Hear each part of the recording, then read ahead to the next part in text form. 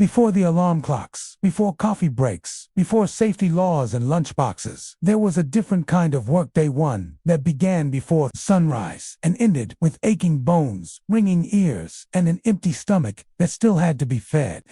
Imagine walking into a factory in the 1920s, the air thick with smoke, oil, and noise, knowing that what you ate that day could decide whether you made it through your shift or collapsed on the floor. Today, we're uncovering what factory workers ate in the 1920s. The shocking daily meals of industrial America that powered machines, built cities, and quietly shaped modern food culture. For millions of factory workers in the 1920s, food was not about pleasure, trends, or even health. It was survival. Industrial America was booming.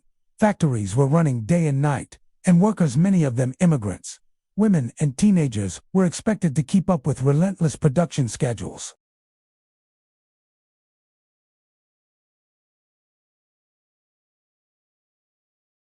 There was no such thing as a balanced diet plan.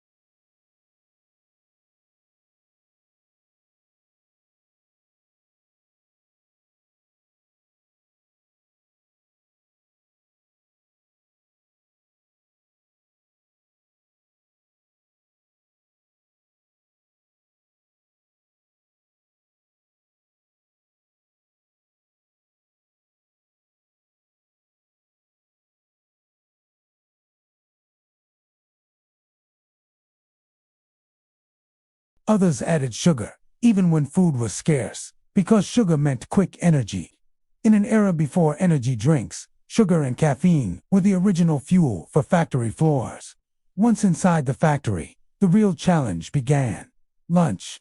Lunch breaks were short, sometimes as little as 15 minutes, and many factories didn't provide clean eating spaces. Meals had to be portable, cheap, and resistant to spoilage. This is where the iconic 1920s factory worker lunch took shape. Bread was the center of almost every midday meal. Thick slices of white or brown bread formed the base for simple sandwiches.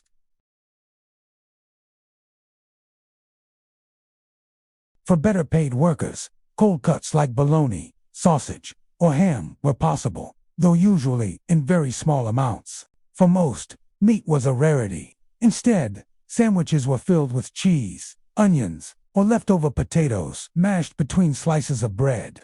Peanut butter was becoming more common in the 1920s and quickly gained popularity because it was cheap, filling, and didn't spoil easily. Some workers carried leftover soup in jars or metal containers.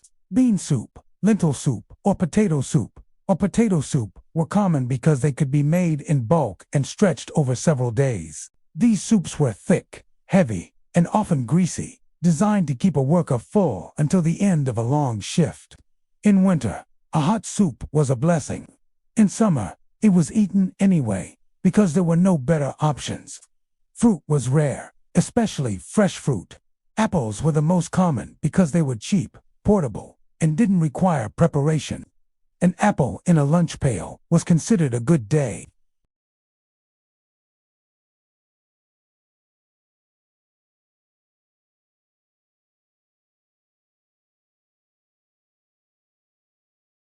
Italian workers might bring bread with olive oil and garlic if they could afford olive oil.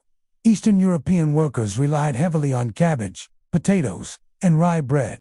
Jewish workers often brought simple bread and herring, though fish was becoming harder to afford in industrial cities. These meals were deeply personal, reminders of home eaten in loud, impersonal factories. Dinner, however, was the most important meal of the day. It was the moment when families gathered, when hunger could finally be addressed properly. But even dinner was shaped by scarcity. Meat appeared maybe once or twice a week for many families. When it did, It was often cheap cuts, chuck, liver, or sausages, stretched into stews and casseroles.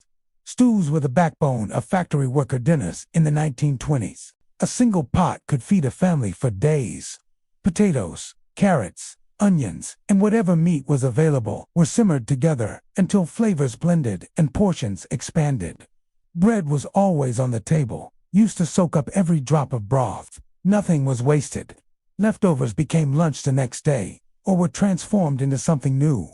Potatoes deserved special attention because they were everywhere. Boiled, mashed, fried, or baked, potatoes were cheap, filling, and versatile.